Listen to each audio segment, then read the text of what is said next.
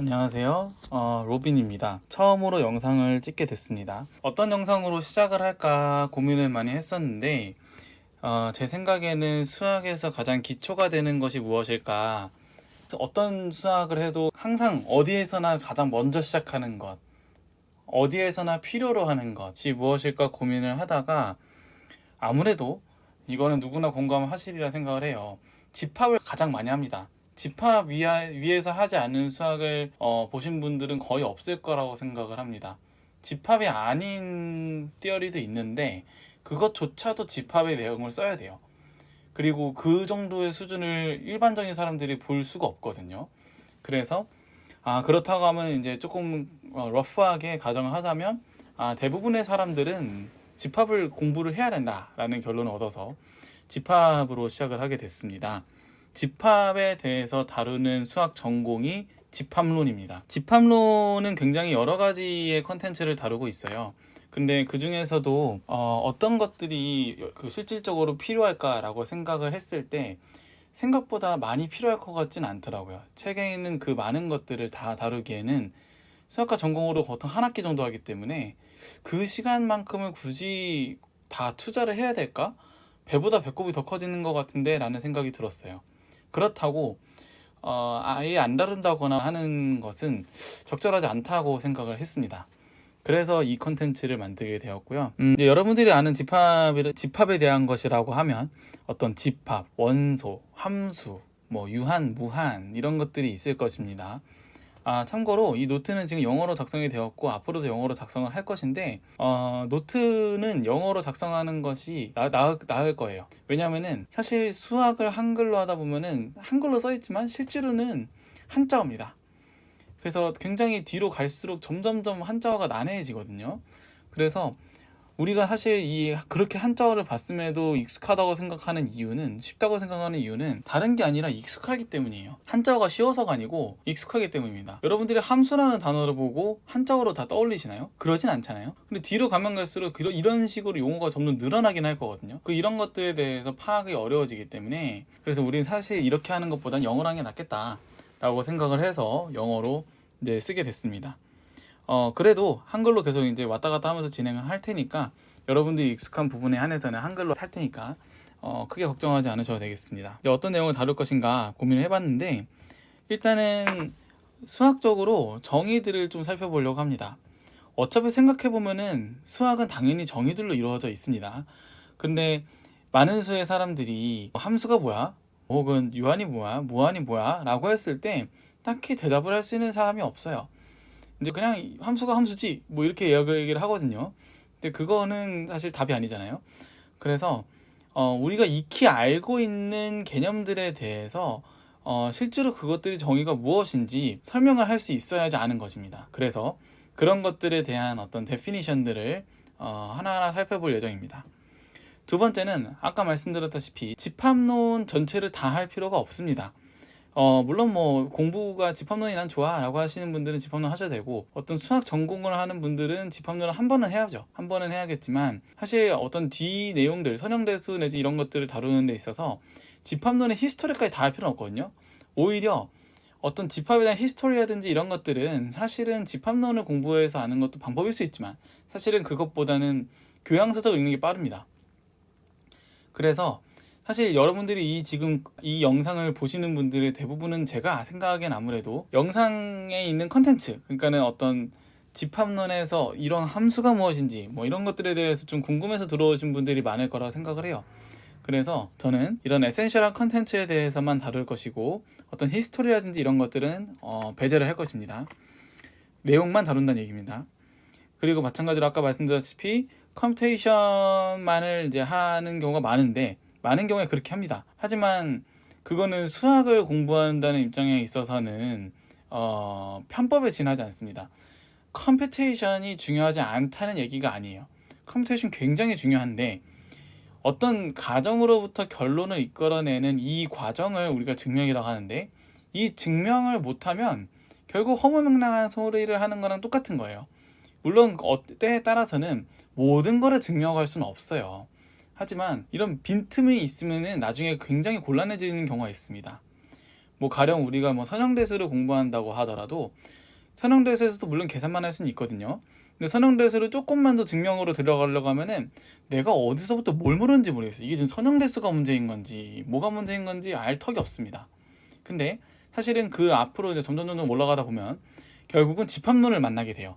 아, 내가 여기서부터 몰랐구나라는 사실을 알게 됩니다.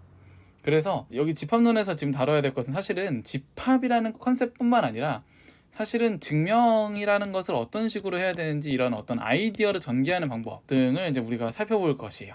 그래서 이런 생각으로 증명을 하는 거구나. 증명이라는 걸 해본 적이 없으시잖아요. 그래서 이런 것들이 증명이구나 라는 거를 한번 소개를 해드리려고 합니다.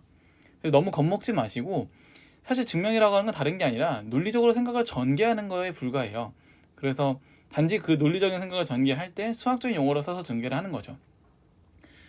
나중에는 이걸 조금만 익숙해지고 나면 가정으로부터 결론을 이끌어내는데 증명이 없으면 굉장히 찝찝한 경우가 생깁니다. 이게 왜 돼? 라는 식으로 이제 그런 것들에 대한 어떤 해결책을 제시할 수 있을 거라고 생각을 합니다. 그러면 이제 이런 강의가 누구한테 필요로 하는가? 여러 사람들이 있을 거라고 생각을 합니다. 예를 들어서 뭐 중학생이나 고등학생들이 하는 그런 수학만 아시는 분들도 오케이입니다. 지금 현재 중학생이자 고등학생도 괜찮아요. 그리고 어떤 수학을 조금 더 나중에 딥하게 들어가거나 혹은 논문에서 많이 맞닥뜨리는 분들 같은 경우는 이제 AI 리서처들이 보통 그렇게 하죠. 이제 그러신 분들도 어디서부터 수학을 시작해야 될지 모를 때 이 강의가 되게 도움이 될 거라고 생각을 합니다. 그리고 합의로 공부를 하고자 하시는 분들이 있으실 수 있는데 제가 이제 이렇게 핵심을 찝어드리는 강의로부터 시작하시면 어떨까라고 조심스럽게 제안을 해봅니다. 그렇다면 컨텐츠가 뭐가 있을까요? 컨텐츠를 고민해 봤는데 다음과 같이 구성을 해봤습니다. 챕터를 크게 4개로 구성해봤고 처음에는 이제 공리, 정의, 정리, 렘마, 코롤라리 해서 보조정리, 다른 정리 이렇게 이 각각의 용어가 무엇인지에 대해서 살펴볼 예정이고 그 다음에 논리기호 이거는 O를 나타내는 논리기호고 이건 리지스트를 나타내는 논리기호인데 이게 각각이 어떤 상황에 쓰는 것인지 이런 것들을 살펴보고 이건 정의하는 거거든요. 이걸 어떻게 이 기호를 쓸 수 있을지 또 살펴볼 생각입니다. 그리고 이제 부분집합이라든지 멱집합 이런 것들이 정확하게 무엇인지 설명할 수 있어야겠죠. 그래서 걔네들에 대해서도 설명할 것이고 그 다음에 집합 사이의 연산, 뭐 두 집합 사이에 두 집합이란 말을 써줘야 될 것 같아요. 두 집합 사이에 인터섹션, 합집합, 교집합, 차집합, 여집합 뭐 그리고 카테시안 프로덕트 이런 것들이 여러 가지가 있는데 걔네들에 대해서 살펴볼 생각입니다. 두 번째 챕터 2에서는 or, not, exclusive or 그래서 다른 게 아니라 이런 것들을 이제 truth table로 이제 정확히 정의가 무엇인지를 살펴보면서 이런 거구나 라는 것을 캐치하는 시간을 가져보고자 합니다. 그리고 사실 이 챕터 2에서 가장 중요한 것은 이 implication이에요. 이다라는 명제고 가정으로부터 결론을 이끌어내는 스테이트먼트가 거의 답니다. 거의 단데 이 가정으로부터 결론을 이끌어내는 이 스테이트먼트의 구조가 논리적인 구조가 무엇인지를 알아야 되거든요. 그래서 이 구조를 여기서 한번 살펴보고자 하고 이 구조로부터 또 이끌어낼 수 있는 것들이 있습니다. 그래서 이제 걔네들의 어떤 간단한 example로 살펴보고자 합니다. 챕터 3에서는 우리가 함수가 무엇인지 드디어 함수가 무엇인지에 대해서 생각을 해보고 그 다음에 이제 one-to-one, on-to 그리고 one-to-one correspondence라고 하는 어떤 함수의 특징들이 있습니다. 그래서 이 특징들에 대해서 property죠. 그래서 이런 성질들에 대해서 살펴보고 이런 어떤 원턴 커레스폰던스가 됐을 때 인버스 펑션을 어떻게 정의하는지 어떤 목적으로 인버스 펑션을 생각할 수 있는지 어떤 한 관점을 제시하고자 합니다. 에서는 앞에서 다루지 못한 집합에 대한 남은 얘기를 하는데 예를 들어 유한집합 그리고 무한집합이 있겠죠. 근데 무한집합이라고 하면 다 같은 무한집합인가? 개수가 다 똑같나? 무한을 개수를 어떻게 세? 이런 것들을 이제 생각하게 되고 사실은 이제 그럼 이제 크게는 countable, uncountable 이렇게 나누게 됩니다. 근데 이제 집합론에서는 사실 이제 수학 전공에서는 uncountable을 또 여러 가지로 나누기도 합니다만 사실은 여기까지만 알아도 제 생각에는 충분하다고 생각을 해서 uncountable과 countable로 구분하는 작업만 할 생각입니다. 다음으로는 number system이라고 해서 수체계인데 이제 우리가 익히 알고 있는 자연수, 정수, 유리수, 실수, 복소수 이런 것들에 대해서 이제 소개를 할 건데요. 이게 이제 단순히 소개만 하는 것이 아니라 각각의 집합을 이제 크기별로 어떤 식으로 생각을 해볼 수 있는지까지 살펴보고자 합니다. 그리고 이제 앞에서 이제 두 집합에 대한 오퍼레이션을 살펴봤잖아요. 이것을 조금 더 확장을 해서 합집합과 교집합에 대해서는 arbitrarily 굉장히 임의성을 갖고 있는 임의의 유니언과 인터섹션에 대해서 살펴보고자 합니다. 두 개의 집합이 아니라 여러 개인 거죠. 그 여러 개를 어떻게 합집합하고 교집합할 수 있는지에 대한 정의를 살펴보고자 합니다. 마지막으로는 동치관계와 파티션 이 분할인데, 이거는 학창 시절에 들어보신 적이 없을 거예요. 하지만 이제 선형대수를 조금 더 깊게 공부한다거나 그럴 때 굉장히 유용하고 알아야만 하는 내용이고요. 그리고 내용 자체가 그렇게 어렵진 않습니다. 사실 직관적으로는 굉장히 그럴듯한 개념입니다. 그래서 이 개념이 무엇인지까지 소개를 하고 나면은 제 생각에는 집합론에서 반드시 다뤄야 할 내용들을 다 다룬 거라고 생각을 합니다. 여기까지 해서 이제 컨텐츠 소개까지 했고, 다음 영상부터는 앞에 챕터 1에 있는 이 내용들부터 이제 의미 단위로 영상을 끊어가면서 영상을 이제 남기고자 합니다. 다음 영상에서 뵙겠습니다.